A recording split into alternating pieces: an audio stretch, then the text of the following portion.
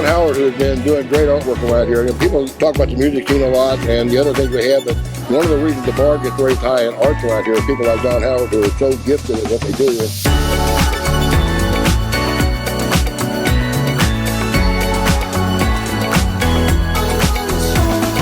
Today we got an extremely special guest that I didn't think he would actually come, but he has graced us with his presence, Mr. Don Howard. If you don't know Don Howard, well, if you're around from this area, you know Don Howard. I'll just put it like that. So we're going to talk about Don. Thanks once again for coming. Hey, thanks for inviting me. Yeah, absolutely. So we're just going to talk about, so basically we'll go from, I guess, childhood for a little bit, and then we'll get to the story of where we're at right now. Yeah. So I knew you grew up, what, in Denison, Texas? Well, that's the kind of like official, like hometown. Right. We're from the state of Texas. Okay. My mother is from Denison, and we stayed with our grandmother, who had a large house there when my father was, say, TDY or off fighting a war or something like that. Was he in the Army? He was in the Air Force at first, and then after 12 years, he got into the Army. Okay. But he was in aviation, so it was a nice little move for him. What did he do in aviation? I got an aviation background in the Army myself. That's why I'm kind of intrigued about it. He was one of the first crew chiefs, first black crew chiefs on the B-52 bomber. Okay. I remember when it came online, and he was he just felt very special to be picked as to go through that training and stuff. Sure. And flew on them, I guess, his duration of time in the Air Force. Yeah. Wow. Yeah. So I guess you grew up in Texas the whole time? With the high school I grew there? up in Texas and Fort Benning, Georgia. Okay. And Fort Rucker, Alabama. Yep. You know, and then numerous Air Force bases up in as far Montana, Nebraska, as far away as South Dakota. Wow. Wow, what was that? That's Tim's phone over there. Yeah. Messing everything up like he usually does. Yeah. Well, that's the story of his life. That's right. Yeah. And now he's going to talk the whole time. So we'll just put a little pause here until. No, okay, that's fine. You know, after all, when you think back, it is his restaurant. Yeah, I know. Yeah, so we were going to get to that, but we'll go ahead. So we are at Tim's Cajun Kitchen, and there's a reason for that, and we'll get to it. And that's Tim on his phone back there that's messing us up. So. Yeah. So I'm just wondering. So, if the audience doesn't know, you're an artist, right? Right, exactly. And I'm just wondering, at what point in your life did you even start that? I mean, was it something as a child? I mean, when did you? Are you born with that kind of talent? I know you have to work at it, but I think that you were probably born with an aptitude towards things in art. As far as being an artist, my strong suit is my drawing skills. And most of the time, I don't need any reference material. It's kind of a memory, hand-eye coordination thing. And I've always had it. I didn't know that it was, say, a special gift until other people were making a big deal about it. Yeah. And I remember at the age of 11, I entered my first professional contest and was able to win in my division. And then there was a lot of stories about that, some of it race-related, some of it, so what year was this? This was in, this was in 64 or 5. Okay. Yeah. Mm-hmm. And it was a big thing. It generated a couple of stories in the local newspaper and stuff like that. And from that point on, I knew that that's probably what I was going to do the rest of my life. And in my, after realizing that, then I devoted a lot of my playtime to drawing and to developing that, finding out more. And at this time, especially in the South, there was not many opportunities to get good instruction or whatever. And so I basically had to find instruction where I could in the school system, which was a kind of a joke. Yeah. It was kind of like a Well, I bit. imagine your parents are pretty supportive. I mean, winning something at 11 years old, they were probably like, hey, you need to run with this. Well, So, unfortunately, they were kind of the children of that era when it was thought that an artist who wanted to make a living out of it would be a starving artist. gotcha. Okay. Yeah. And so that was the prevailing view of art as a vocation. Now, let me say this. There was always an appreciation of someone who did nice art. But they figured that it was so far in between that you could make a living off of it. Right. That it was considered more of a hobby than as a profession.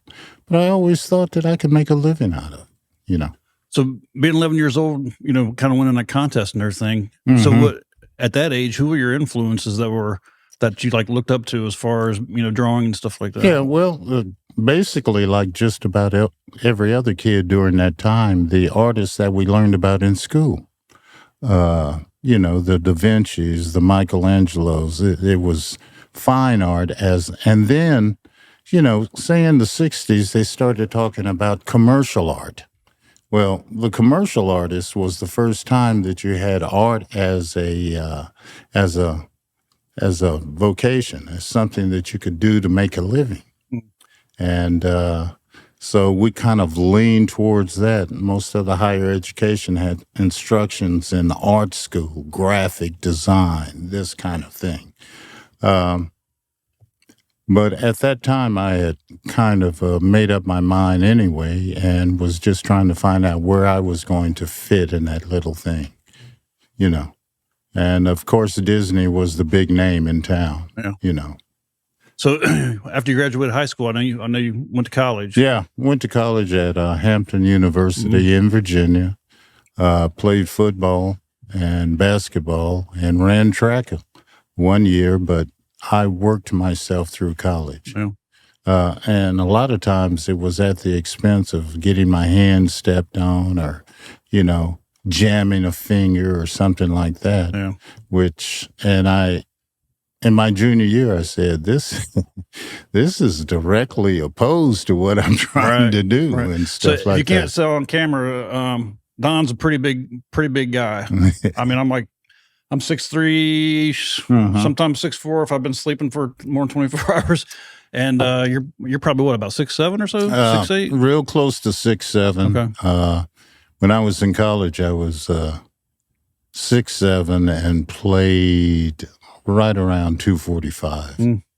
So, as a matter of fact, I imagine if I wanted to do that for a lifestyle, I could have. I believe that. Yep. But to me, it didn't make any sense. I mean, look. In pain all the time? Oh, Jesus. We used days. it would be springtime on the college campus. And all the little honeys were in their little skimpy little outfits. And you're out grabbing guys. And then I'm walking down to the field house knowing that I got 3 hours of grueling, and then had to run back to the lunch hall to get the stuff that was picked over. So I said, nah, we need to look at this a little differently. Yeah.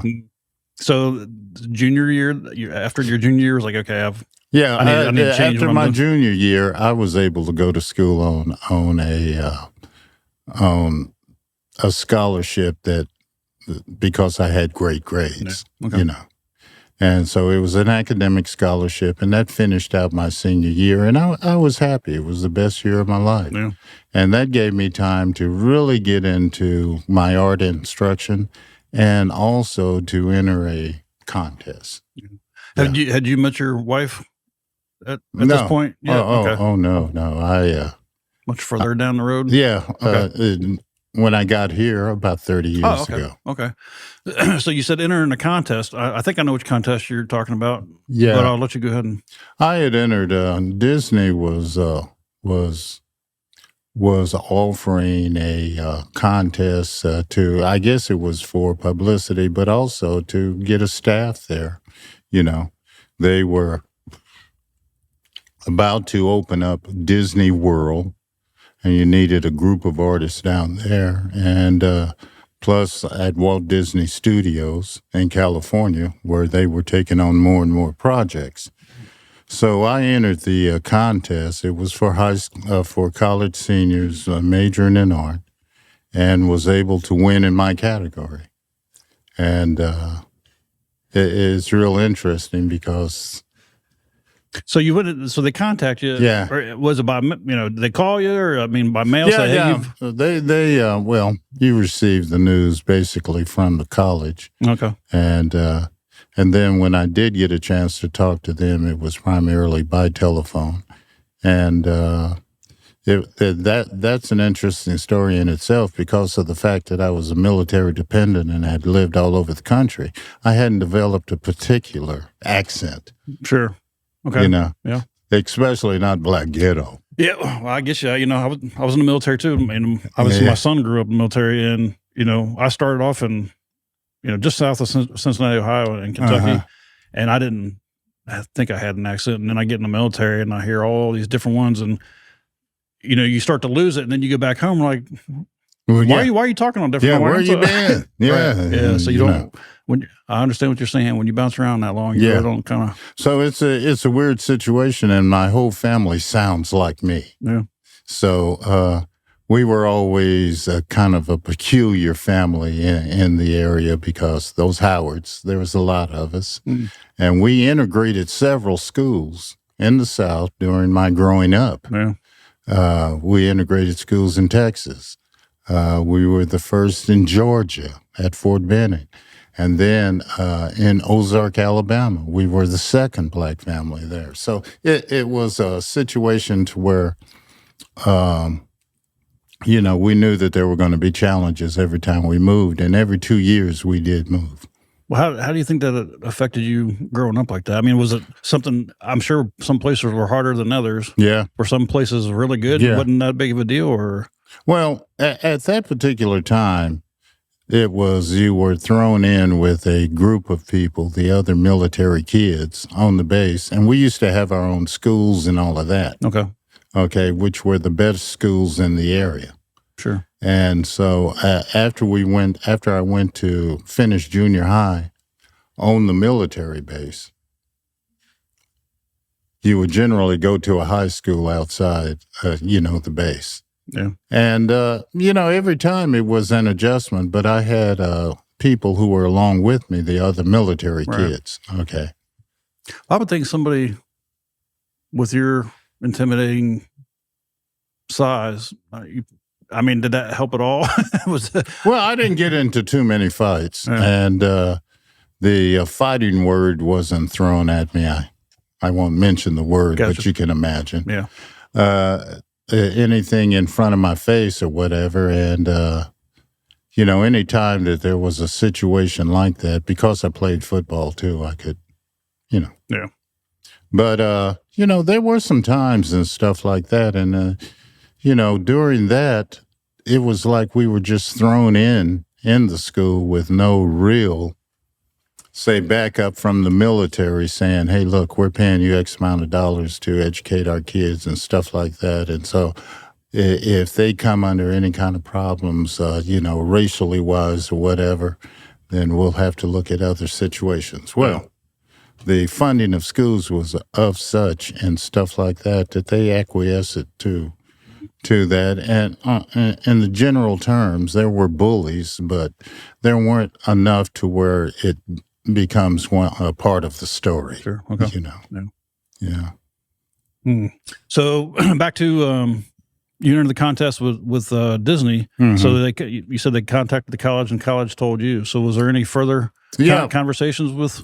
Yeah, there were the conversations, over the phone, setting up the interviews. I did 2 phone interviews, and did 2 or 3 in-person interviews after they flew me out to California, which was a big deal, And I enjoyed it immensely and stuff like that, and, was ready to start working there. And for the most part, it was a very good experience, and I can understand how people would want to stay there the rest of their lives. But for me, who was a creative person, not only did I have the skills to actually do the stuff, to be a draftsman and draw well, but I had a creative ability in me, and I found that was really stifled at Disney. Yeah. Because, they got how they wanted to look and, all of that. So how long was you there? Like 10 years? I was there 11. 11 years. Yeah. We'll take a quick pause here so we can get a If little I sip. can, yeah. A little sip here.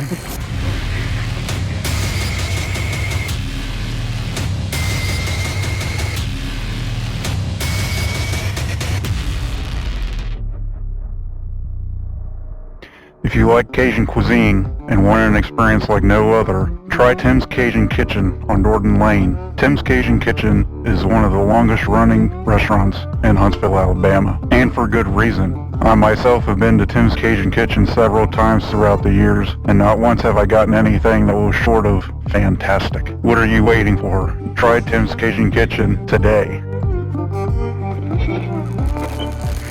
So we were talking about the whole Disney thing and the interviews that you had. And so your first interview was out in California?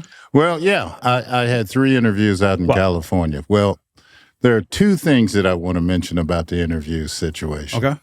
First of all, the story that can I pause you? What year was this? This was in 74. Okay. Okay. When I first when they first saw that I was Don, this was Don Howard and stuff. I think I had on a Hawaiian shirt or something like that, and just afro and stuff, something totally unlike what Disney had. What is this guy that's really drawing Mickey Mouse? That's probably is that they were thinking. Yeah. And so the first thing the girl said when I introduced myself is Don Howard. She said, we didn't know you were so tall. Yeah. And everybody kind of gave a nervous laugh about that and stuff, but everybody knew what she was saying. So, and then when I had my last interview, and I'm tired, and the guy who's interviewing me is what they call a ginger looking guy, red hair. You couldn't detect any eyebrows because they were that ginger color and stuff like that. He was kind of red-faced and no other facial hair or whatever. Yep. And I had a goatee at that time. And they said, well, if you work here, that you can't have any facial hair. And then I looked at him and I said, you mean I can't even have eyebrows? He turned red as a beet. Right. Yeah, and stuff. And fortunately, so I then he got goes, hired. well, you're hired. Yeah. Well, he said that, look, I asked him how many interviews he had gone through to get his job. He said the normal 2. I said, well, I've been through 5. Oh, wow. And I said, because he had alluded to the fact that he felt that they were kind of taking a chance on me. I wanted him to know that, no, it wasn't a chance on me. You know more about me than you know about anybody else who comes to this. But it worked out real good and stuff like that. And so what did you do? I mean, I know you worked there for 11 years, but was there a certain aspect that you were? I was considered a character designer. Okay. And what I could do was just kind of make something cute. Okay. And so I worked on several movies and stuff, but not as a chief designer or anything. And I didn't want anybody to think that, but I did what I was asked to do. And I had worked extensively on, say, The Fox and the Hound and Robin Hood, real detailed, and did numerous other drawings for whatever I was asked to do, I still to this day remember the first movie I worked on when we were doing, say, a little background drawings for Winnie the Pooh because, the way that they wanted to look because of the fact that I had done a lot of watercolor it was something that I could do. And when they pitched my first pitching to the powers that be, went real well, or either they were just telling me that because I was locked in on a long-term contract. Gotcha. You know? So when the 11 years popped up, I mean, how long before the 11 years were you like, hey, it's time for me to do something else? I mean, I was a bit, I mean, every year is a struggle because I was always under scrutiny and stuff like that. And so it was a testy kind of situation. But I have to say that I was just about ready to do something else with my life because I had worked professionally as an artist, but I wasn't being creative. And in my contract, I could not freelance. Yeah. Okay. Gotcha. So, and not being able to freelance, I wasn't able to do a lot of the other things that I wanted to get into and discover about me as an artist. So when my mother got terminally ill here in Huntsville, and my father called me and told me that I need to come home and be around the family for a while, I did that. Okay. And I didn't know how I was going to make a living or what I could do. I had squandered any savings I had living a life of frivolity Having a good time in California. and joy. So is that when Don Howard Studios started? Had to. In '88, I started Don Howard Studios as the man with the magic pen. Right. Yeah. I had built me a little, it looked like one of those things that the orchestra from Lawrence Welk would have in front of them. Right. And I put a overhead projector on it and turned the mirror around to where it would flash on a screen behind me. Gotcha. And so I had devised a sail that had some clear, what do you call the stuff? The plastic stuff that's clear. Comes in a roll anyway.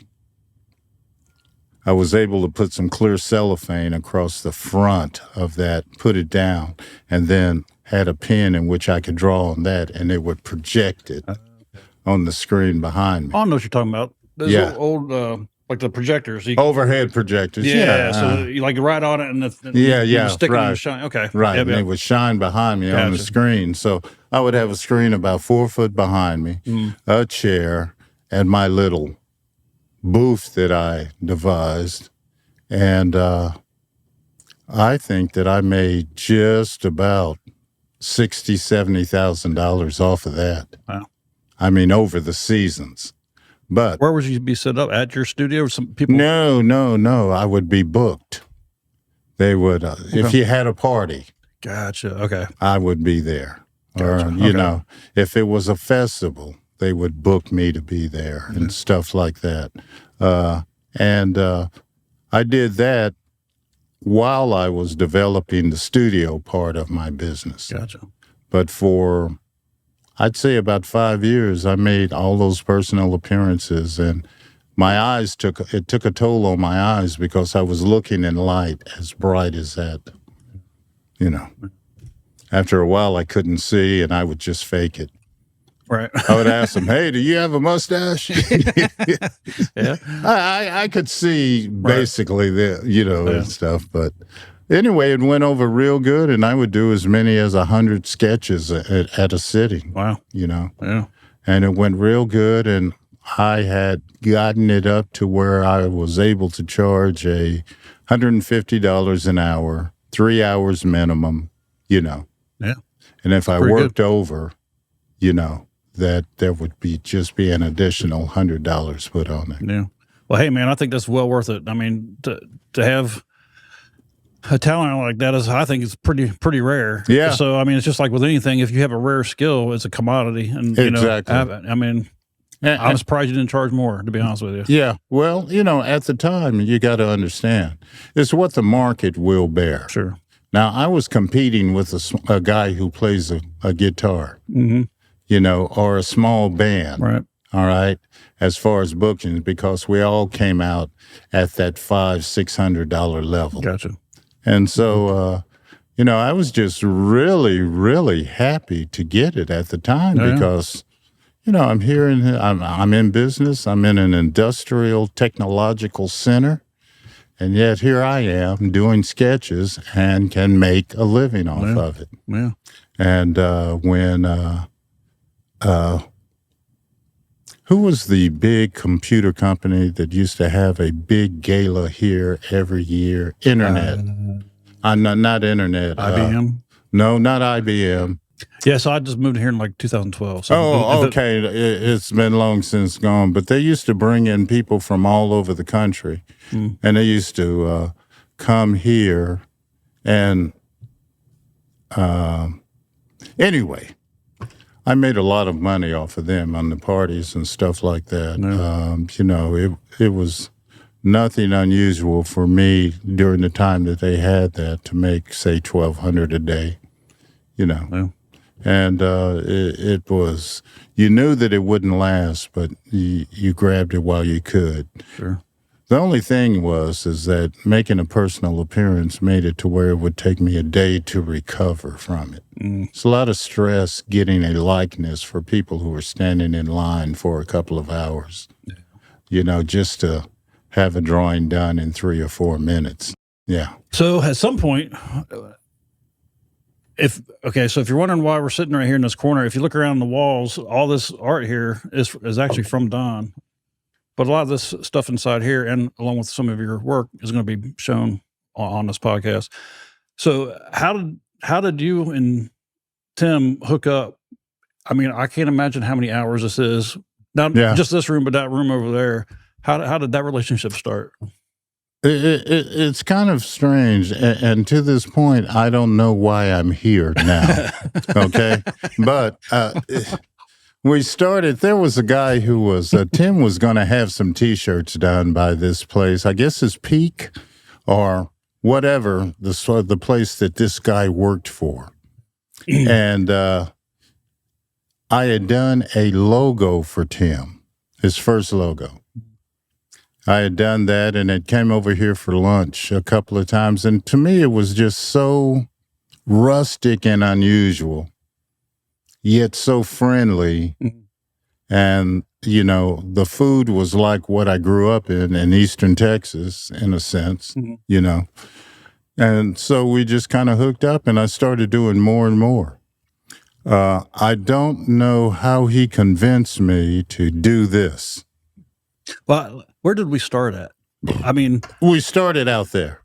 We with the food truck. That was the first thing. Yeah, right? that was the first thing, and then what was next? The patio, Tim? No, inside dining room. Inside the dining room, I did those panels that were there, and locked in here with a unlimited supply of beer. Yeah. Which is, kind of a scary thing right there. Kind of reminds you of that picture where if you feed a mouse cocaine, that he will, he'll get himself, he'll go to death by taking so much cocaine. So anyway, so he would lock me in, and I would work all night. And he'd let me out the next morning. Kind of like a home arrest kind of, situation. They have to pick you up off the ground? No. Unlimited beer, Yeah, it was unlimited beer, but after you get to a point, it's just too much. Sure. Yep. It's, you might like the sliding of the cold one down your throat, but after a while, your eyes can't even see it. Right. So how many hours do you think you actually had? I mean, I know this is going to be kind of hard to guesstimate. Going to be rough. But I mean, the entire restaurant is your stamp pretty much all over it. Mm-hmm. Well, I can look at this, and each one of these panels, like a panel like that might take 20 hours to draw it, color it, and then when you have little logos on it, that takes time. Or whatever. So, just keep going, 20 hours situation. Yeah. If you haven't been here at Tim's Cajun Kitchen, you need to come. Even if you don't like Cajun food, which everybody likes Cajun food, there's always something here. You would think. Yeah. Right. There's something here for everybody. Right. Just to come and meet Tim and just look at the art here is just, when the first time I was in here, I said this on another podcast. I actually thought it was like wallpaper or something. I was like, didn't even think about it. And then, Tim said, yeah, Don Howard drew all this. I'm like, well, which part? And he's like, all of it. And I'm like, what? Yeah. I'm like, how in the world? How much time did this guy have? This was an interesting job. I had always knew, but this right here is something that people will not do now. Okay. Look, Tim has been very fortunate in having a restaurant that has been in existence for 30 plus years. Sure. All right. But that's not what happens in the restaurant industry. Sure. And so by spending all that time to paint on walls that will eventually, maybe after 2 or 3 seasons, being torn down, is just too much work. No. And they can't compensate you enough for it. Right. Not only Tim, who, as I have mentioned before, might be the cheapest white man in America. I can't argue with that. I know you're right. But, nobody is willing to pay for what it really takes to do something like this. And, I look at this and I think, wow, was I out of my mind? Yeah, but not even that. But you got to think, this has been on this building. I mean, this is just as much as your building as him. Well, this is, I think. Yeah, don't tell him that. I'm sure he knows Jesus it. Christ. But, I mean, think about it. I mean, this restaurant is just as much yours as it is his. Well, the beautiful thing about this, and I readily admit this is by far my best static advertisement. Static display. Yeah. That I've ever done. Yeah. Okay. And I'm speaking of the whole restaurant. As a matter of fact, 9 times out of 10, when somebody contacts our office who are local, because we do get a lot of, international. Yeah. Well, we do get a lot of international business and national business. Gotcha. But if it's locally, chances are they have contacted me from being here. Gotcha. So it's worked out real well. Yeah. Sweet. So you got a website that everybody can go to, is donhoward.org? Exactly. Is that where you can see a lot of your stuff? And you can see it, and its order entry is very easy, and we have never missed a deadline. Yeah. There must be something behind that. Well, no. He comes and yells at me talking about I'm perpetually late and stuff like that. And one of the things that we really, really kind of try to strive to do is never to miss a deadline. Okay? So that was probably some misunderstanding on my part, because like I was telling you, my memory is not as good as it once was. So he asked what time, Yeah. I think it's 1:30. And, 1:30 comes around and he's like, oh, he stood you up. And I'm like, well, and I told him, I was like, well, it might have been 2. Yeah. That's totally my fault. So we mentioned 1:30, and then I say, well, what about 2:00? And then I wrote it down on the calendar unless I can't remember. I mean, sometimes I can't remember a lot. Yeah. That was just a reason for Tim to give you some. Yeah. That's not a big deal. It's the whole thing. See, It's it's all in love. Tim uses a particular technique, which is one of the best and most refined I've seen since I've been dealing with the human subject. Tim has a way of making you come in and then immediately making it to where, in some way, in some little way, you owe me. It could be just any little thing. But you walk in and you regular say, I'm going to kick this guy's butt, about something. And then he breaks it down to, well, this little thing here. And the next thing you know, you're asking him, is there anything I can do for you? Well, hey, that's that's an art in itself, right? Yeah. It truly is an art. Yeah. So, at what point did you meet? You said you moved back here in I think '88, right? Yeah. So I moved here in '84. Okay. But I went into business in '88. Now, I was only going to stay here a year and a half and just wait till my mother passed. Gotcha. But the old girl hung on for that long and stuff like that, and I was happy that she did because she changed my life. And then after she passed, I decided I didn't want to go back. Now. Had you met your wife? I know you met your wife here, right? Yeah, I met her. I had met her, and I knew her 16 years before we got married. Okay. We were real good friends and stuff like that. But we turned out to where, it was the best thing for both of us. She had always been very supportive of what I did. You have to understand that not only in the South, but specifically in the Black community in the South, being an artist is something limited to being an art instructor at a school. And so they had never seen or heard of or was kind of amazed that a person could make a living just from drawing pretty things. And so it's been a kind of a love-hate relationship from, say, that particular part of the community because I'm still an enigma to them, Here's a guy who, makes his living off of a piece of paper. And to be able to do that and do it successfully and to demand certain prices is an amazing thing.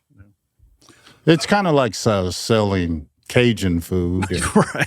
I mean, in a market that has never used Cajun food. Sure.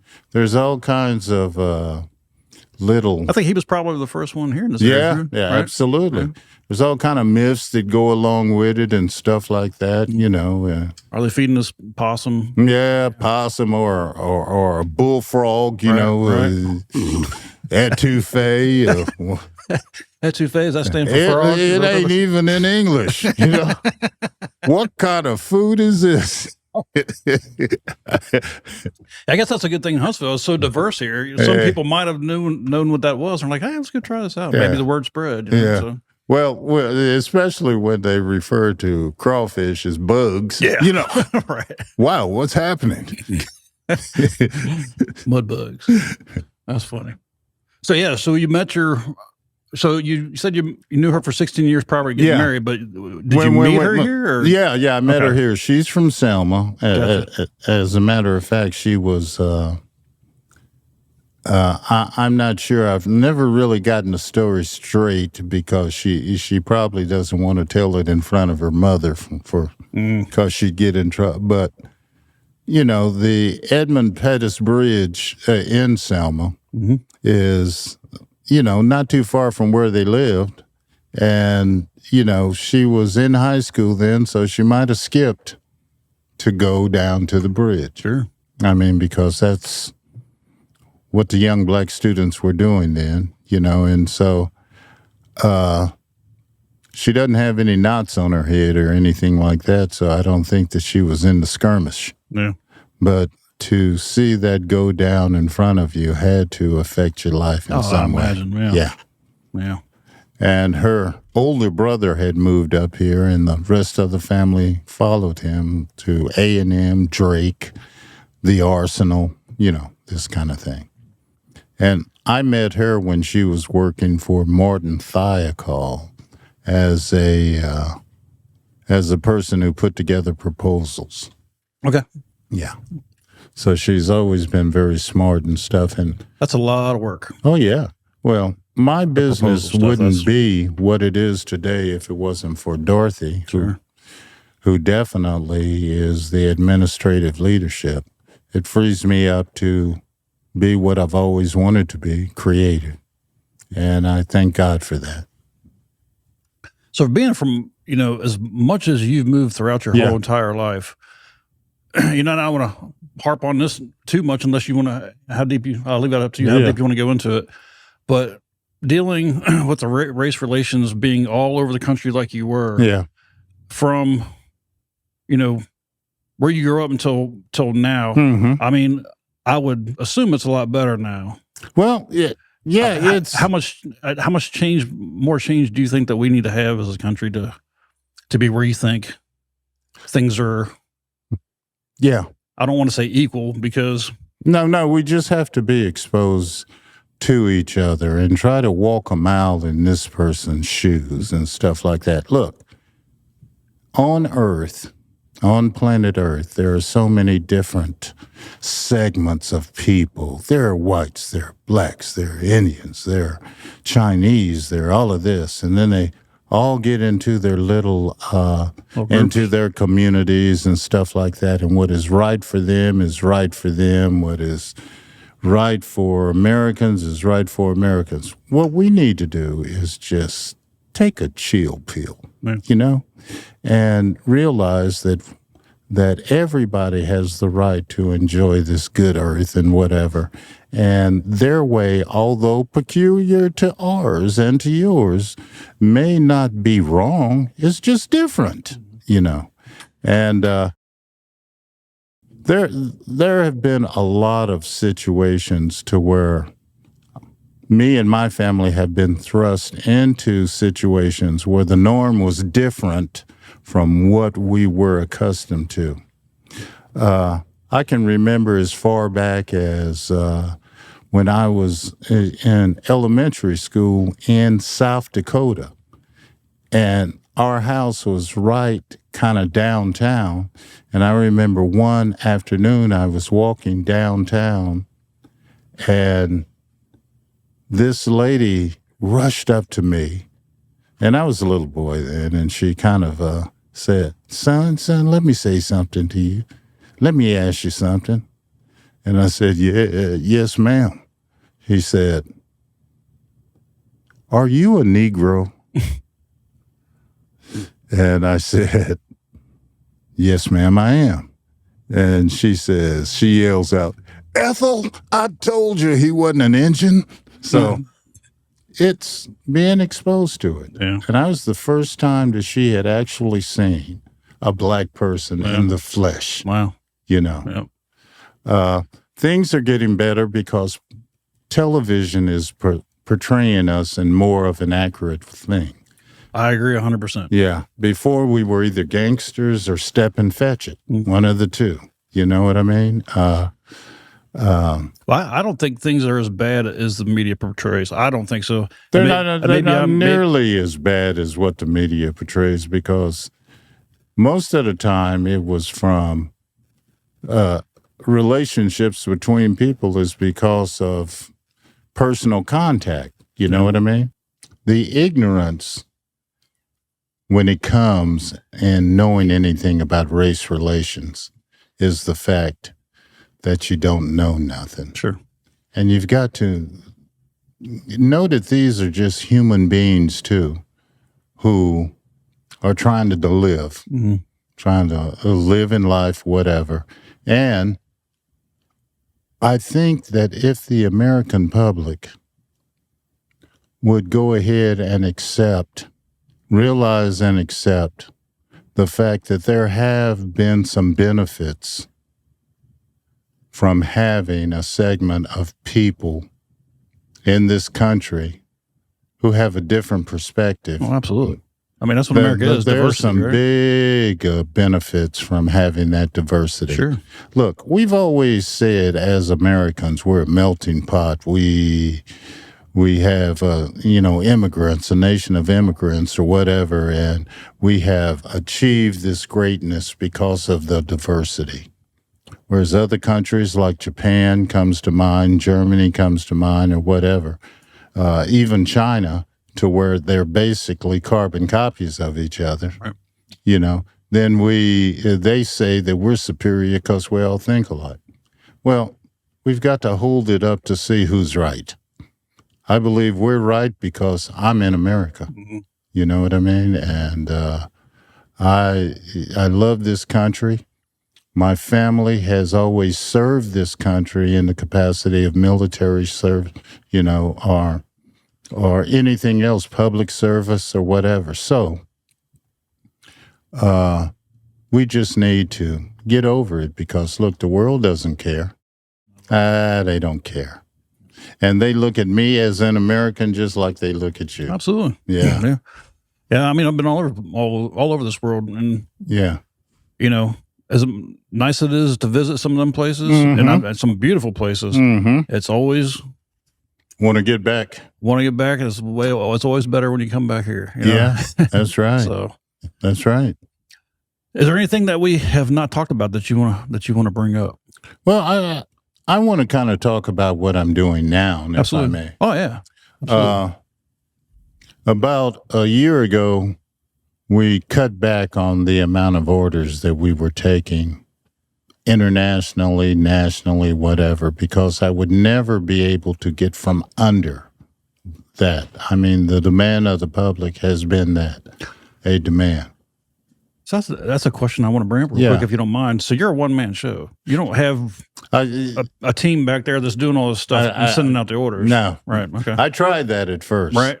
I used to have, when I did Tim's work, I had, 6 other artists working for me. And once I started hitting my stride and started getting publicity into town, and when people would send in their orders, they would always write, "We want Don Howard to do it." Right. So I figured if I'm going to have to do all the work, all right, Well, I'm gonna have to pay anybody else doing it. why should I? Right. And deal with the personnel problems and stuff like this man has. Absolutely. Yeah. Yeah. So, we decided to do a one-man show, and then I could bring the price up. And I have a great capacity to do a lot of work. So we're able to do that and to grow from then. Dorothy is very good at making sure that we can reach our deliveries by, scheduling them in a way. And she'll tell you, no, I can't deliver it on that if she has to. Yeah. We try not to do that because now that I've got the price up, every order is a cha-ching, Yeah. Yeah. And well deserved. Well, thank you. Absolutely. Thank you. Thank you. And if you just go on your website, the donhoward.org, and see some of the stuff on there, you'll understand. I hope they do. And Dorothy put that together, as a matter of fact. It's very well put together. I don't know how long it's been up, but it's a beautiful website. It's easy to use, Yeah. and this is what we wanted. We wanted something to where they could pay right there. Yep. And we could do it, and it's worked out real well. Now, what we're doing now, and this is what I started, is that Don Howard Studios is now moving into the area of Don Howard Publishing. Now, I've got over 1,000 pieces of artwork that I own the copyrights for, that I've done and we've used in a digital situation, but I still have the original artwork. Sure. So we're about to, this summer, we're coming out with 2 books. One is called Pachydermia, which is a story about, it's a story about me transversing the universe and being drawn into a planet, and I'm floating over them, and I'm seeing these huge elephant-like creatures going to war. I know that's in a nutshell, but it's a serious novel because it started when I started getting these dreams during my transcendental meditation experiments. And then the second one, for those people more down to earth, is called My Role with the Tide. I have, during the Saban years, and first of all, I've met Bear Bryant personally.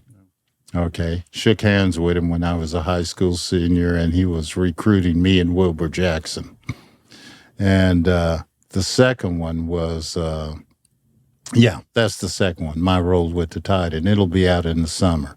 And then I have a how-to book that we're working on now I have Legends, which is about all the musicians, the caricature of musicians, Gotcha. both rock and roll, rhythm and blues, country and western. That's a book. And then the Customs book, which shows from people sending in photographs from all over the world, me doing a caricature of them. I have copies of them. So I'm going to put out these books. That's 4 titles that I'll be able to put out in this year. And, we'll see where it goes. Man, you're always busy. Well, I'm always busy doing something. well You got to be, though, right? Keep the blood flowing. Exactly. Look, I finally found somebody to cut my yard for a price. Yeah. Okay. Right. And I've got this high school student who comes by every 2 weeks to wash my car. Yeah. So, Shoot, man. so I'll be able to do, this, that, and the other. The only thing that I do personally now is to walk my old dog. Speaking of dogs, Tim, how's yours? Hanging in there. Is he? Yeah. Yeah. Blind? Blind and deaf. Blind and deaf. Yeah. That's a blessing you have him, man. Have you dealt much at all with artificial intelligence stuff? Or what do you think about that stuff coming up? You know how you can go to ChatGPT and says, "Hey, create me a photo of blah blah blah," and it pops up. Let me tell you, that right there, especially for a person who does stuff my style.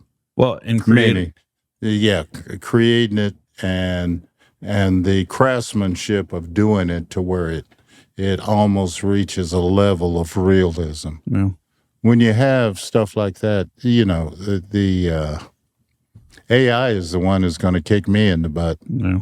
first of all. But at this particular time, you can't sell the manifestations from it. But that's Well, the reason I brought that up is because you talked about the publishing rights you have to all this stuff. So I'm just wondering if like AI had saw something that you had done and kind of made its own version, if you could go back and say, "Hey, AI," Well, those cases haven't come yet, but they're coming. They're on their way. You can bet that they will.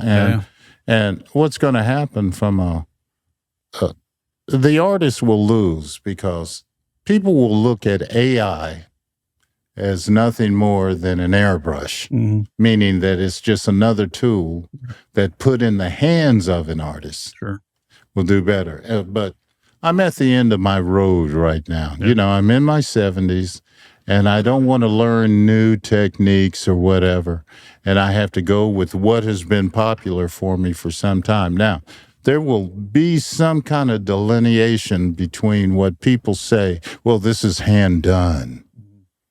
And so there's a price point. And then, well, this AI. Yeah, but look how pretty it is. And it does look good. I've got to admit it. But there's something about the imperfections and Absolutely. something that's hand created. And it doesn't matter if it's art or somebody drawn on a piece of paper or if it's music. Right. I mean, I would rather listen to, some old Benny Goodman or like Led Zeppelin or something like that that you can't go with a metronome and it's perfect every time. Right. There's just something about it that you can't. Well, maybe AI can create it, but Well, AI can only create stuff, the information that it has, the information that it can enhance it or it can spin it or whatever. Yeah. But it doesn't think about it. It doesn't think it up. Right. And because it doesn't think it up, it pulls from people who have. Right. Maybe I didn't think of it, but Joe Smo over here did, and they have access to that. Yeah. So it's going to be rough, and there are going to be lawsuits and this, that, and the other that are going to be generated from that. But I'll probably be, pumping up daisies. Not even have to worry about it. Yeah. You'll be paying somebody to mow your yard. And here's the pitiful thing. My money will be made once I croak anyway. Right. Because I do have all these, pieces of artwork. Sure. We're talking to a broker right now to see what I'm going to do with it after, I no longer can do some work or whatever. I'm leaning towards forming a foundation, having the work, the assessed value of the work, and you can get that done. It's probably going to cost me a couple of $1,000s to find out exactly what my stuff is worth on the market. Yeah. But I can use that to endow the foundation, Sure. and maybe give a couple of scholarships away a year or whatever, because my sons have no interest in it, Yeah. you know. Well, Mr. Howard, it has been a pleasure having you on. Thank you so pleasure. much for coming and doing this. I know your time is very busy. You could probably be making a lot more money than sitting here talking to me, but Hey, look, it's been great to be able to take a break. I do have a lot of work in front of me, but it's nice to get away from it sometimes. Oh, absolutely. Although I love to see it and love to do it, and thank God I got it. Yeah. You know, sometimes you just want to get away from it. Sure. You know, Even the stuff that you love to death, you need a break every once in a while, right? you need to break from it so that you can get a little different perspective. But thank you very much for inviting me. I appreciate it. Yeah, absolutely. Yeah. So me and Don's going to go have another beer and probably talk. He's going to draw me some Mickey Mouses and sign them for me. And there's a backstory to that. We won't get into it. But hey, go look at Don Howard's work, donhoward.org. Shoot Facebook. You can contact him on Facebook. There's no reason that you can't go check his stuff out and make some orders. I know my family's already talked about some of the stuff that we're going to request him to do and go on his website. So it's no problem. I'm for hire. He's for hire. DonHoward.org. Yeah. Thank you guys. We'll see you. We're out.